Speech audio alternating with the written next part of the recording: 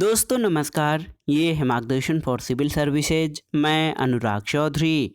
दोस्तों उत्तर प्रदेश अधीनस्थ सेवा चयन आयोग द्वारा आयोजित किए जाने वाले प्रारंभिक अर्हता परीक्षा यानी पेट परीक्षा के महत्वपूर्ण प्रश्नों के प्रैक्टिस सेट में हम सॉल्व करेंगे सामान्य ज्ञान और करंट अफेयर्स के महत्वपूर्ण प्रश्नों का प्रैक्टिस सेट, जो आपके आगामी परीक्षाओं के लिए बहुत ही उपयोगी है। दोस्तों प्रारंभिक अर्हता परीक्षा में सामान्य ज्ञान के अतिरिक्त सामान्य हिंदी, सामान्य अंग्रेजी, अंकगणित, रीजनिंग, इसके अलावा सामान्य जागरूकता, हिंदी गद्यांश, ग्राफ की व्याख्या और तालिका आदि से संबंधित प्रश्न भी पूछे जाते हैं। लेकिन इस प्रैक्टिस सेट में हम सामान्य ज्ञान और करंट अफेयर से संबंधित प्रश्नों को कवर करेंगे। तो आइए शुरू करते हैं। प्रारंभिक अर्हता परीक्षा यानी प्रिलिमिनरी एलिजिबिलिटी टेस्ट, इस परीक्षा के लिए सामान्य ज्ञान और करंट अफेयर्स के महत्वपूर्ण प्रश्नों का प्रैक्टिस सेट। दोस्तों प्रश्नों को सॉल्व करते समय हम उनकी व्याख्या भी करते चलेंगे ताकि आप उन्हें आसानी से समझ सकें और परीक्षाओं की दृष्टि से कुछ अतिरिक्त तथ्यों को भी जान सकें। पहला प्रश्न है, भारत अपनी अंतर्राष्ट्रीय सीमा सबसे कम किस देश के साथ साझा करता है? ऑप्शन है आपके पाकिस्तान, चीन, अफगानिस्तान और नेपाल। तो आप जानते हैं भारत की सबसे लंबी सीमा रेखा, जो अंतर्राष्ट्रीय सीमा रेखा है, वो बांग्लादेश से और सबसे कम जो है वो अफगानिस्तान से टच होती है। तो ऑप्शन सी आपका सही उत्तर है, अफगानिस्तान। और याद रखिएगा दोस्तों, अफगानिस्तान से भारत की मात्र 106 किलोमीटर लंबी सीमा जो है साझा होती है। तो याद रखिएगा भारत की सबसे कम अंतर्राष्ट्रीय सीमा अफगानिस्तान के साथ लगी हुई है, जबकि भारत की सबसे लंबी अंतर्राष्ट्रीय सीमा बांग्लादेश के साथ लगी है। एक बहुत ही आसान सा प्रश्न है आप सभी के लिए कि भारत में कुल कितने राज्य हैं? तो केवल राज्यों की बात कर रहा है, यूनियन टेरिटरीज या केंद्र शासित प्रदेशों की नहीं। तब आप लगा लेंगे 28 राज्य हैं। दोस्तों 26 जनवरी 2020 से स्थिति में थोड़ा सा बदलाव हुआ है। अब भारत में 28 राज्य और 8 केंद्र शासित प्रदेश हैं। नवीनतम केंद्र शासित प्रदेश भारत का दादरा और नगर हवेली तथा दमन दीव है। पहले ये 2 यूनियन टेरिटरीज होते थे, लेकिन दोनों को मिलाकर एक कर दिया गया है। तो अब 28 राज्य और 8 केंद्र शासित प्रदेश हैं वर्तमान में। अगला प्रश्न है, निम्नलिखित में से कौन सी जोड़ी किसी राज्य और उससे संबंधित कला शैली को दर्शाती है? पंजाब मोहिनीअट्टम सही नहीं है, उत्तर प्रदेश कथक सही है, तमिलनाडु ओडिसी सही नहीं है, असम कथकली सही नहीं है। तो केवल और केवल ऑप्शन बी आपका सही उत्तर है। कैसे? मोहिनीअट्टम जो दोस्तों ये शास्त्रीय नृत्य केरल का है, कथक उत्तर प्रदेश का, ओडिसी ओडिशा का और कथकली केरल का जो है शास्त्रीय नृत्य है। अगले प्रश्न पर आते हैं, भारत में सर्वोच्च वीरता पुरस्कार कौन सा है? आपको बताना है।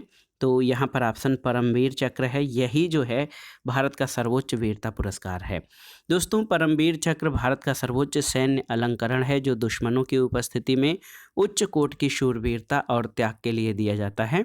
ये पदक युद्ध के दौरान वीरता के विशिष्ट कार्य प्रदर्शित करने पर दिया जाता है, जबकि अशोक चक्र जो है ये शांति काल में दिया जाने वाला देश का सर्वोच्च वीरता पुरस्कार है।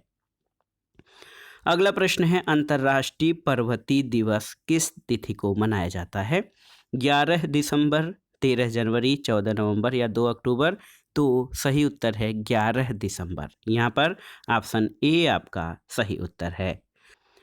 दोस्तों जान लीजिए, अंतर्राष्ट्रीय पर्वत दिवस 11 दिसंबर को मनाया जाता है और संयुक्त राष्ट्र महासभा ने वर्ष 2002 को संयुक्त राष्ट्र अंतर्राष्ट्रीय पर्वत वर्ष घोषित किया था और वर्ष 2003 में पहली बार अंतर्राष्ट्रीय पर्वत दिवस मनाया गया। तो याद रखिएगा अंतर्राष्ट्रीय पर्वत दिवस 11 दिसंबर को मनाया जाता है। अगला प्रश्न है, निम्नलिखित में से किस वर्ष में दक्षिण एशियाई क्षेत्रीय सहयोग संगठन यानी सार्क की स्थापना हुई थी? तो याद रखिएगा सार्क की स्थापना 7-8 दिसंबर 1985 को की गई थी। ऑप्शन ए आपका सही उत्तर है। सार्क या south Asian association for regional cooperation, इसमें कुल 8 सदस्य देश हैं, बांग्लादेश, भूटान, भारत, मालदीव, नेपाल, पाकिस्तान, श्रीलंका और सबसे लास्ट में अफगानिस्तान शामिल हुआ। और सार्क का मुख्यालय या सचिवालय जो है वो काठमांडू नेपाल में स्थित है। अगला प्रश्न है, निम्नलिखित में से कौन सा पहाड़ी इलाका या हिल स्टेशन उत्तराखंड में नहीं है? नैनीताल, मसूरी, चकराता या दरिंगबाड़ी? तो सही उत्तर क्या हो जाएगा? सही उत्तर दोस्तों आपका दरिंगबाड़ी हो जाएगा। ये जो है ये उत्तराखंड में नहीं है। अन्य जो विकल्प हैं, अन्य सभी जो हिल स्टेशंस हैं उत्तराखंड में हैं। आप जान लीजिए, दरिंगबाड़ी उत्तराखंड में नहीं बल्कि ओडिशा में है। नैनीताल, मसूरी, चकराता, रानीखेत, अल्मोड़ा, भीमताल ये सभी जो हिल स्टेशन हैं ये उत्तराखंड में हैं। अगला प्रश्न है दोस्तों, देखिए, गोल किस प्रसिद्ध भारतीय खिलाड़ी की आत्मकथा है? तो गोल जो है ये प्रसिद्ध हॉकी खिलाड़ी मेजर ध्यानचंद की आत्मकथा है। देखिए यहाँ पर ऑप्शन बी आपका सही उत्तर है। अगला प्रश्न देखिए, राज्य व्यवस्था खंड से है। लोकसभा के चुनाव में निर्वाचित होने के लिए किसी व्यक्ति के लिए न्यूनतम आयु सीमा क्या है? तो लोकसभा के लिए न्यूनतम आयु सीमा 25 वर्ष, राज्यसभा के लिए 30 वर्ष। याद रखिएगा, तो यहाँ पर ऑप्शन सी आपका सही उत्तर हो जाएगा। दोस्तों, लोकसभा में निर्वाचित होने के लिए न्यूनतम आयु सीमा 25 वर्ष है और राज्यसभा में निर्वाचित होने के लिए न्यूनतम आयु सीमा 30 वर्ष है। अगला प्रश्न है, मिश्रित अर्थव्यवस्था या मिक्स्ड इकोनॉमी क्या होती है? तो सही उत्तर है, ऐसी अर्थव्यवस्था जहां राष्ट्रीय अर्थव्यवस्था में सार्वजनिक क्षेत्र के साथ निजी क्षेत्र भी विद्यमान हो। तो याद रखिएगा, ऐसी अर्थव्यवस्था जिसमें निजी और सार्वजनिक क्षेत्र दोनों विराजमान या विद्यमान होते हैं, ये मिश्रित अर्थव्यवस्था कही जाती है। और भारतीय अर्थव्यवस्था आप जान लीजिए मिश्रित अर्थव्यवस्था का महत्वपूर्ण उदाहरण है। अगला प्रश्न है दोस्तों, हरित क्रांति का सर्वाधिक प्रभाव किस फसल में देखा गया था? आपको बताना है। गेहूं, चावल, दाल या तिलहन? तो सही उत्तर गेहूं में।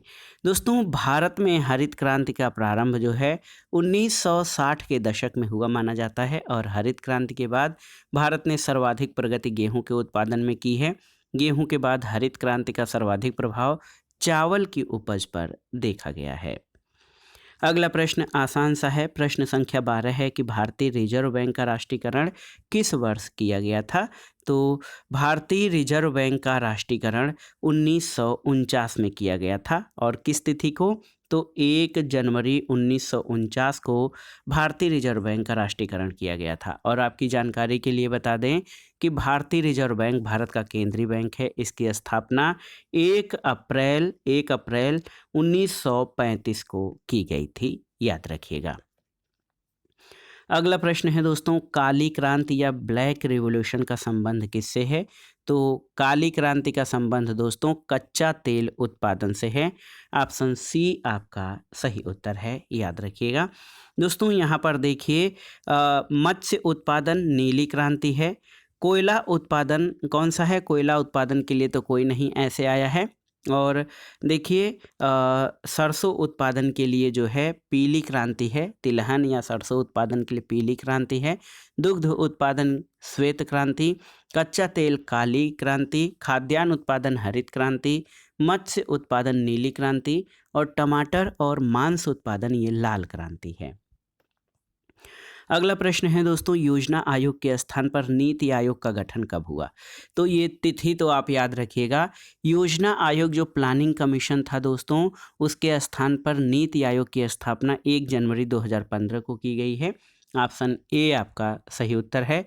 दोस्तों, नीति आयोग जो है सहकारी संघवाद के सिद्धांत पर आधारित है और योजना आयोग की तरह नीति आयोग का जो पदेन अध्यक्ष होता है वो प्रधानमंत्री ही होता है। अगला प्रश्न है, प्रकाश की तरंगदैर्घ्य या वेवलेंथ को नापने की इकाई क्या है? तो सही उत्तर है एंगस्ट्राम। Option B.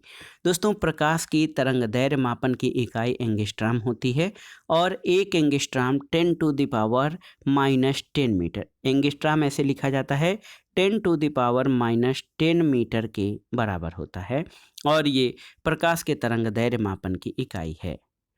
अगला प्रश्न आसान सा है कि टीवी रिमोट कंट्रोल किस सिद्धांत पर कार्य करता है? तो ये अवरक्त तरंगों या इंफ्रारेड तरंगों के सिद्धांत पर कार्य करता है। दोस्तों, टीवी रिमोट कंट्रोल में इंफ्रारेड वेव्स का प्रयोग किया जाता है।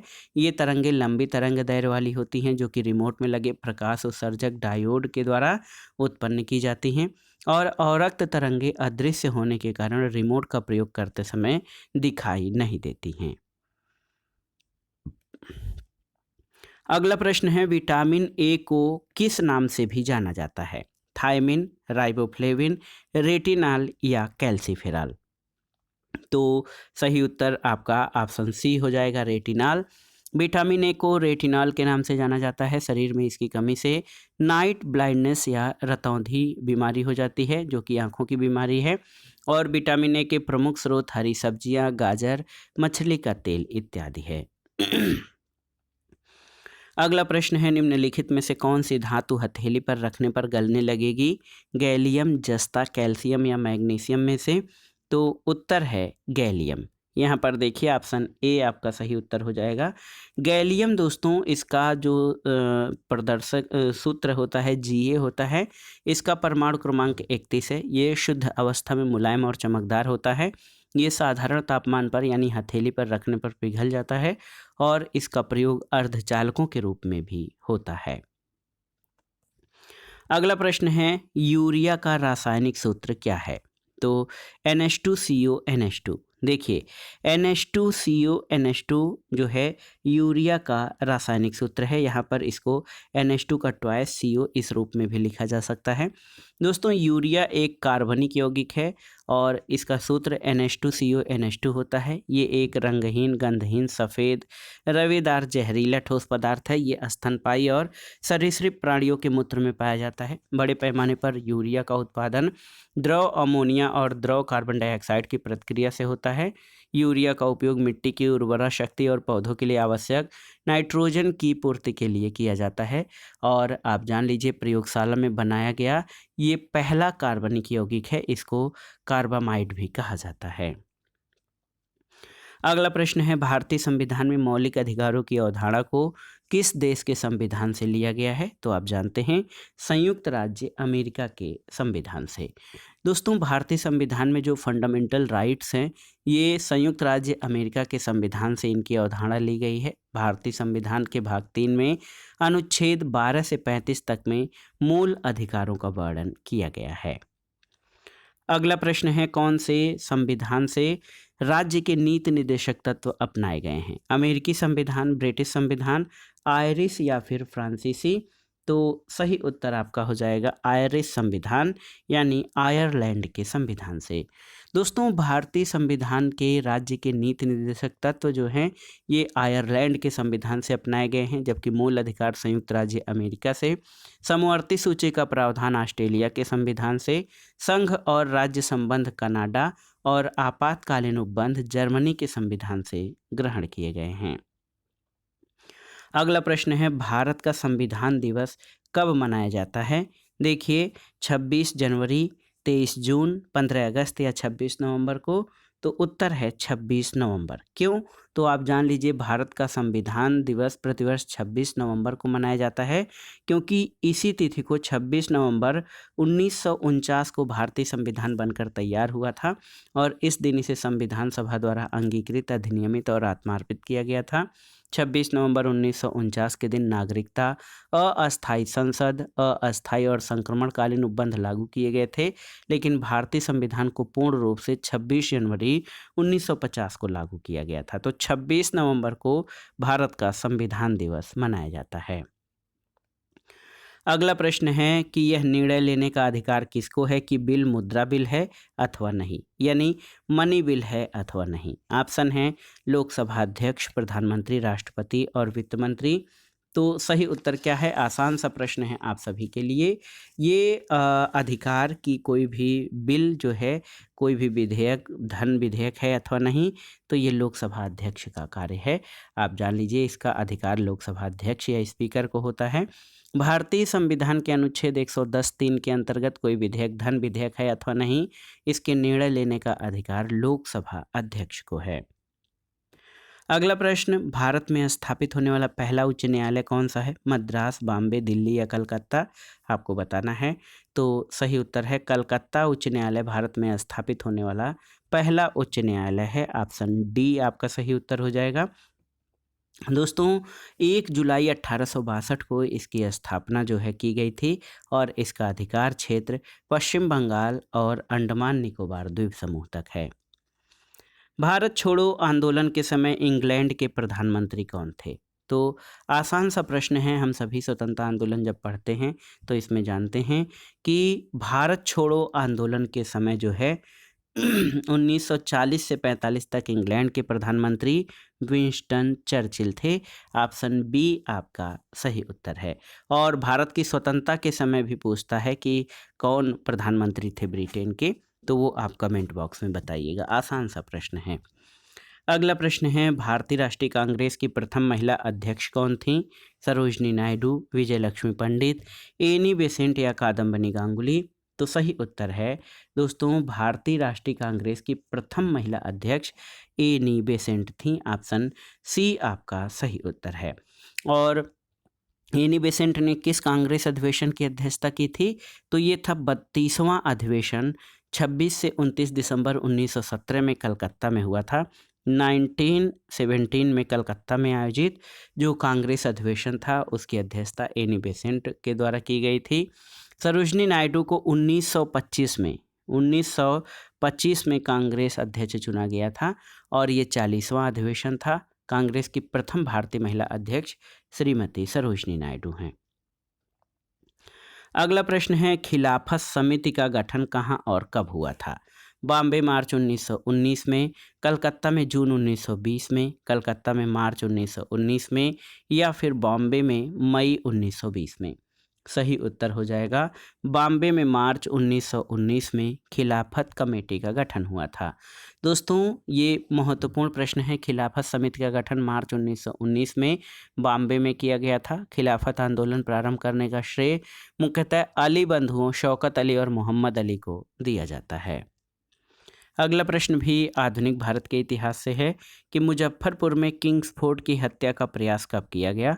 1908 में, 9 में, 1907 में या 11 में? तो सही उत्तर ऑप्शन ए हो जाएगा 1908 में। ये तिथि था 30 अप्रैल, याद रखिएगा 30 अप्रैल 1908 को बिहार के मुजफ्फरपुर में खुदीराम बोस और प्रफुल्ल चाकी ने किंग्सफोर्ड पर बम फेंका, लेकिन किंग्सफोर्ड बच गया और दुर्भाग्य से राष्ट्रीय आंदोलन से हमदर्दी रखने वाले मिस्टर कैनेडी की पत्नी और पुत्री मारी गई। प्रफुल्ल चाकी ने पुलिस से बचने के लिए आत्महत्या कर ली और खुदीराम बोस को गिरफ्तार करके फांसी दिया गया था। अगला प्रश्न है, निम्न में से कौन सा सिंधु घाटी सभ्यता का एक बंदरगाह शहर माना जाता है? हड़प्पा, लोथल, रोपड़ या बनावली? तो सही उत्तर लोथल ऑप्शन बी हो जाएगा। दोस्तों हड़प्पाई नगर लोथल गुजरात के अहमदाबाद जिले में भोगवा नदी के किनारे है और यहाँ से ये लोथल सिंधु घाटी सभ्यता का प्राचीनतम स्थल है जहाँ से पत्तन या बंदरगाह के साक्ष्य मिले हैं।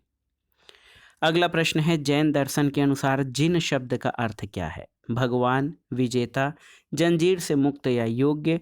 तो सही उत्तर है विजेता। आप जान लीजिए जैन दर्शन के अनुसार जैन शब्द संस्कृत के जिन शब्द से बना है जिसका अर्थ विजेता होता है और जैन संस्थापकों को तीर्थंकर जबकि जैन महात्माओं को निर्ग्रंथ कहा जाता है। जैन धर्म में कुल 24 तीर्थंकर माने जाते हैं जिन्होंने समय समय पर जैन धर्म का प्रचार किया। जैन धर्म के प्रथम तीर्थंकर ऋषभदेव या आदिनाथ और अंतिम तीर्थंकर महावीर स्वामी थे। अगला प्रश्न है दोस्तों, अशोक के शिलालेख पर किस लिपि का प्रयोग किया गया है? ब्राह्मी, देवनागरी, गुरुमुखी या संस्कृत? तो सही उत्तर है अशोक के दोस्तों अधिकांश अभिलेख प्राकृत भाषा में और ब्राह्मी लिपि में लिखे गए हैं। ऑप्शन ए आपका सही उत्तर हो जाएगा ब्राह्मी। लेकिन 2 अभिलेख शाहबाजगढ़ी और मानसेहरा इनकी लिपि ब्राह्मी न होकर खरोष्ठी है।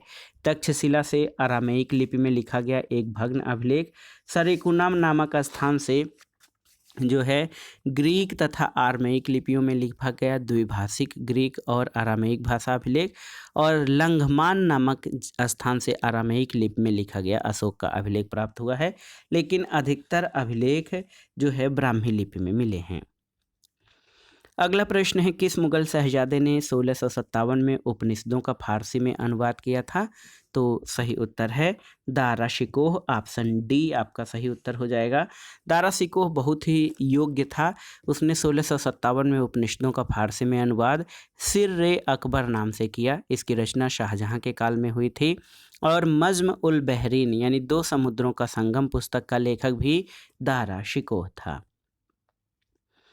अगला प्रश्न है दोस्तों, भारत में पहली फ्रेंच फैक्ट्री कहाँ पर स्थापित की गई थी? सूरत, पांडिचेरी, चंदन नागौर या मसूलीपट्टनम में? तो सही उत्तर क्या हो जाएगा? सूरत में, ऑप्शन ए। दोस्तों, फ्रांस के राजा लुई 14वें के मंत्री काल्बर्ट के अनुरोध पर 1664 में फ्रेंच ईस्ट इंडिया कंपनी की स्थापना हुई, जिसे कंपनी फ्रांसेस देश इंदेस ओरिएंटलेस रखा गया। 1667 में फ्रांसिस कैरो के नेतृत्व में एक अभियान दल भारत के लिए रवाना हुआ, जिसने 1668 में सूरत में अपने पहले व्यापारिक कारखाने की स्थापना की थी। 1669 में मसूलीपट्टनम में दूसरी फ्रांसीसी कोठी स्थापित हुई थी। अगला प्रश्न है, भारत में दक्षिण पश्चिम मानसून का मौसम ये है, इसकी अवधि क्या है? दक्षिणी पश्चिमी मानसून की अवधि क्या है? तो उत्तर है जून से सितंबर, ऑप्शन डी। याद रखिएगा, भारत में जो वर्षा है मुख्य रूप से दक्षिणी पश्चिमी मानसून से प्राप्त होती है। और भारत में दक्षिणी पश्चिमी मानसून की दो शाखाओं बंगाल की खाड़ी और अरब सागर से वर्षा होती है। अगला प्रश्न है, चंदन का पेड़ किस प्रकार के वनों में उगता है? उष्णकटिबंधीय पर्णपाती वन, भूमध्य रेखी सदाबहार वन, उष्णकटिबंधीय वर्षा वन या सवाना वन में? तो सही उत्तर है चंदन का पेड़ उष्णकटिबंधीय पर्णपाती वनों में उगता है। दोस्तों, जान लीजिए कि भारत में उष्णकटिबंधीय पर्णपाती वन बहुतायत में पाए जाते हैं। इन्हें मानसून वन भी कहा जाता है। ऐसे वनों में वार्षिक वर्षा लगभग 70 से 200 सेंटीमीटर होती है। जल उपलब्धता के आधार पर इन वनों को आर्द्र और शुष्क पर्णपाती वनों में विभाजित किया जाता है। इन वनों में साल, महुआ, आंवला, सागौन, कुसुम, चंदन आदि प्रजातियों के वृक्ष पाए जाते हैं। चंदन के पेड़ भारत में कर्नाटक राज्य में प्रमुख रूप से पाए जाते हैं। आर्द्र पर्णपाती वन प्राय भारत के उत्तर पूर्वी राज्यों, हिमालय के गिरिपथ क्षेत्रों, पश्चिमी घाट के पूर्वी ढाल और उड़ीसा आदि में पाए जाते हैं। अगला प्रश्न है, पश्चिमी और पूर्वी घाटों का मिलन कहाँ होता है? ये भी महत्वपूर्ण प्रश्न है। तो आप जानते हैं पश्चिमी और पूर्वी घाट का मिलन नीलगिरी की पहाड़ियों में होता है। ऑप्शन ए आपका सही उत्तर है। नीलगिरी की पहाड़ियाँ भारत के दक्षिणी भाग में हैं। ये एक पर्वत ग्रंथि है जहाँ पूर्वी घाट और पश्चिमी घाट का मिलन होता है। इसे ब्लू माउंटेन के नाम से भी जाना जाता है। नीलगिरी का सर्वोच्च शिखर दोद्दा बेटा है। इसकी ऊंचाई 2637 मीटर है, जो कि दक्षिण भारत का दूसरा सर्वोच्च शिखर है। दक्षिण भारत या पश्चिमी घाट का सर्वोच्च पर्वत शिखर अनाईमुड़ी या अनामुड़ी है, जो कि 2695 मीटर ऊंचा है। अनामुड़ी या अनाईमुड़ी केरल राज्य में स्थित है। अगला प्रश्न है, भारत का सबसे बड़ा सौर शक्ति संयंत्र कहाँ पर स्थित है? नागरकोयल, जैसलमेर, माधापुर या भादला में? तो उत्तर है भादला में। भादला कहाँ पर है? तो नवंबर 2021 तक की स्थिति के अनुसार राजस्थान का जो भादला सोलर पार्क है, इसकी क्षमता 2245 मेगावाट है। दुनिया का सबसे बड़ा सोलर पावर पार्क है। इससे पहले भारत का सबसे बड़ा सौर शक्ति संयंत्र माधापुर भुज गुजरात में था। तो भादला जो है ये राजस्थान में है। ये भारत का सबसे बड़ा सोलर पावर संयंत्र है। अगला प्रश्न है कि निम्नलिखित में से किसने भारत सरकार अधिनियम 1935 को गुलामी का अधिकार पत्र या दास्ता का अधिकार पत्र कहा था? ऑप्शन है जवाहरलाल नेहरू, मोहम्मद अली जिन्ना, डॉक्टर राजेंद्र प्रसाद या मौलाना अबुल कलाम आज़ाद। तो सही उत्तर क्या हो जाएगा? सही उत्तर पंडित जवाहरलाल नेहरू, ऑप्शन ए हो जाएगा। इन्होंने 1935 के भारत सरकार अधिनियम को गुलामी का अधिकार पत्र या दास्ता का आज्ञा पत्र कहा और उसकी कठोर आलोचना की थी। ब्रिटिश शासन के पूरे इतिहास में 1935 का अधिनियम सबसे लंबा चौड़ा था। इसमें 14 भाग, 321 धाराएं और 10 अनुसूचियां थीं। अगला प्रश्न बहुत ही आसान सा है, भारत की सबसे लंबी नदी कौन सी है? तो ये है गंगा नदी। दोस्तों आप जान लीजिए भारत की सबसे लंबी नदी गंगा है और इसको याद करना बहुत आसान है। 2525 किलोमीटर 2525 इसकी लंबाई है। इसकी मुख्य धारा भागीरथी नदी का उद्गम गंगोत्री ग्लेशियर से गोमुख नामक स्थान पर होता है और टिहरी में इसमें भिलंगना और देवप्रयाग में अलकनंदा नदी आकर मिलती है। भागीरथी और अलकनंदा की संयुक्त धारा ही आगे गंगा के नाम से प्रवाहित होती है और गंगा नदी बंगाल की खाड़ी में मिल जाती है। अगला प्रश्न है निम्नलिखित का मिलान करिए देश और राजधानी। तो इटली की राजधानी क्या है? इटली की राजधानी रोम, फिनलैंड की राजधानी हेलसिंकी, कनाडा की राजधानी ओटावा और यूक्रेन की राजधानी कीव है। तो 2, 3, 4 और 1 मिलान हो जाएगा। ऑप्शन बी आपका सही उत्तर है। बहुत ही महत्वपूर्ण प्रश्न है दोस्तों। ऑप्शन बी आपका इसमें सही उत्तर हो जाएगा। देश और उनकी राजधानियों का जो मिलन स्थल है। अब आइए दोस्तों करेंट जीके से संबंधित प्रश्नों को भी देख लेते हैं जो परीक्षाओं की दृष्टि से अति महत्वपूर्ण हैं और अति संभावित भी हैं, क्योंकि दोस्तों पेट परीक्षा के सिलेबस में करेंट अफेयर्स को अलग से एक टॉपिक के रूप में दिया है और 10 प्रश्न करेंट अफेयर्स से पूछे जाने हैं। भारत की पहली सोलर सिटी कौन सी है? इंदौर, सांची, पुणे या गुरुग्राम? तो सही उत्तर है भारत की पहली सोलर सिटी जो है ये सांची है। ऑप्शन बी आपका सही उत्तर है। और डेट याद रखिएगा 6 सितंबर 2023। 6 सितंबर 2023 को मध्य प्रदेश के मुख्यमंत्री शिवराज सिंह चौहान ने देश की पहली सोलर सिटी सांची का उद्घाटन किया।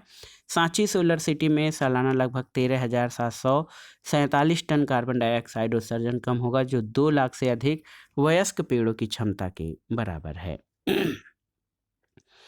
अगला प्रश्न है सितंबर 2023 में भारत का पहला यूपीआई एटीएम किस भुगतान सेवा प्रदाता द्वारा लॉन्च किया गया है? Hitachi payment service, Paytm, Airtel payment bank या रोजर पे? तो सही उत्तर है हिटाची पेमेंट सर्विसेज। दोस्तों सही उत्तर हिटाची हो जाएगा। और आप जान लीजिए 5 सितंबर 2023 को भारत का पहला UPI ATM national payment corporation of India के सहयोग से हिताची पेमेंट सर्विसेज द्वारा व्हाइट लेबल एटीएम के रूप में लॉन्च किया गया है और यूपीआई एटीएम कार्ड रहित नकदी निकासी की सुविधा प्रदान करता है। एक और बहुत ही महत्वपूर्ण प्रश्न है, आप देख लीजिए। भारत में राष्ट्रीय अंतरिक्ष दिवस या नेशनल स्पेस डे कब मनाया जाएगा? 22 अगस्त, 23 अगस्त, 24 अगस्त या 29 अगस्त को? तो सही उत्तर है 29 अगस्त, ऑप्शन डी। दोस्तों राष्ट्रीय अंतरिक्ष दिवस कब मनाया जाएगा? तो ये 23 अगस्त को। यहाँ पर देखिए ऑप्शन बी आपका सही उत्तर हो जाएगा। क्यों? तो 29 अगस्त 2023 को केंद्रीय मंत्रिमंडल ने चंद्रयान 3 की सफल लैंडिंग के उपलक्ष्य में 23 अगस्त की तिथि यानी 23 अगस्त को राष्ट्रीय अंतरिक्ष दिवस के रूप में मनाने के प्रस्ताव को मंजूरी दिया है। और ये मंजूरी 29 अगस्त को दी गई थी, लेकिन डेट जो है वो चंद्रयान 3 के लैंडिंग डे के उपलक्ष्य में 23 अगस्त को भारत में राष्ट्रीय अंतरिक्ष दिवस मनाए जाने की घोषणा की गई है। अगला प्रश्न है सितंबर 2023 में किसने रेलवे बोर्ड के नए अध्यक्ष और मुख्य कार्यकारी अधिकारी के रूप में पदभार ग्रहण किया है? वी.के. त्रिपाठी, अंजलि शर्मा, आशीष गोयल या जया वर्मा सिन्हा? तो सही उत्तर आपका हो जाएगा जया वर्मा सिन्हा। दोस्तों याद रखिएगा ऑप्शन डी आपका सही उत्तर है। 1 सितंबर 2023 को जया वर्मा सिन्हा ने रेलवे बोर्ड के नए अध्यक्ष और मुख्य कार्यकारी अधिकारी के रूप में पदभार ग्रहण किया और वह इस पद पर पहुंचने वाली पहली महिला हैं। अगला प्रश्न है अगस्त 2023 में 65वां रेमन मैग्सेसे अवार्ड 2023 प्रदान किए जाने की घोषणा की गई। किस भारतीय को ये अवार्ड अन्य 3 व्यक्तियों के साथ प्रदान किया गया? तो सोनम वांगचुक, पाल गुम्मी साईनाथ, डॉक्टर रवि कन्नन या भरत वाटनानी? तो सही उत्तर आपका हो जाएगा doctor Ravi Kannan. Option C आपका सही उत्तर है। कैसे? आप जान लीजिए 31 अगस्त 2023 को रेमन मैग्सेसे फाउंडेशन द्वारा 65वां रेमन मैग्सेसे अवार्ड 4 व्यक्तियों को प्रदान किए जाने की घोषणा की गई। इसमें भारत के प्रसिद्ध ऑन्कोलॉजिस्ट डॉक्टर रवि कन्नन, बांग्लादेश के कोरवी रछंद, तिमोर लेस्ते के यूजेनियो लेमोस और फिलीपींस के मिरियम कोरोनेल फेरर शामिल हैं। अगला प्रश्न है फुटबॉल प्रतियोगिता डूरंड कप 2023 का खिताब किसने जीता? तो मोहन बागान एसजी ने। दोस्तों मोहन बागान एसजी ने ईस्ट इंडिया बंगाल को 3-0 से पराजित करके डूरंड कप 2023 का खिताब अपने नाम किया है और मोहन बागान ने सबसे अधिक 17वीं बार इस फुटबॉल प्रतियोगिता का खिताब जीता है। अगला प्रश्न है भारत में पहला 3D प्रिंटेड पोस्ट ऑफिस कहाँ स्थापित किया गया है? पुणे, बंगलुरु, पणजी या जयपुर में? तो सही उत्तर हो जाएगा बंगलुरु में, ऑप्शन बी। दोस्तों आप जान लीजिए कि भारत में पहला 3D printed post office Bengaluru Karnataka में स्थापित किया गया है। अगला प्रश्न है किस राज्य में विश्व का पहला 3D प्रिंटेड हिंदू मंदिर बनाया जा रहा है? तो कहाँ पर? तो तेलंगाना में बनाया जा रहा है ये मंदिर, ऑप्शन सी सही उत्तर है। आप जान लीजिए कि दुनिया का पहला 3D प्रिंटेड हिंदू मंदिर तेलंगाना में बनाया जा रहा है और इसका निर्माण सिद्धिपेट में किया जा रहा है। अगला प्रश्न है प्रधानमंत्री विश्वकर्मा योजना के तहत प्रथम चरण में कितने पारंपरिक व्यवसायों को शामिल किया जाएगा? 14, 15, 16 या फिर 18? तो सही उत्तर 18 हो जाएगा, ऑप्शन डी। दोस्तों 16 अगस्त 2023 को आर्थिक मामलों की मंत्रिमंडलीय समिति ने प्रधानमंत्री विश्वकर्मा योजना को मंजूरी दी। 5 वर्षीय जो है इस योजना के लिए द्वितीय परिव्यय 13,000 करोड़ रुपए निर्धारित है। इस योजना के तहत प्रथम चरण में 18 पारंपरिक व्यवसायों को शामिल किया जाएगा।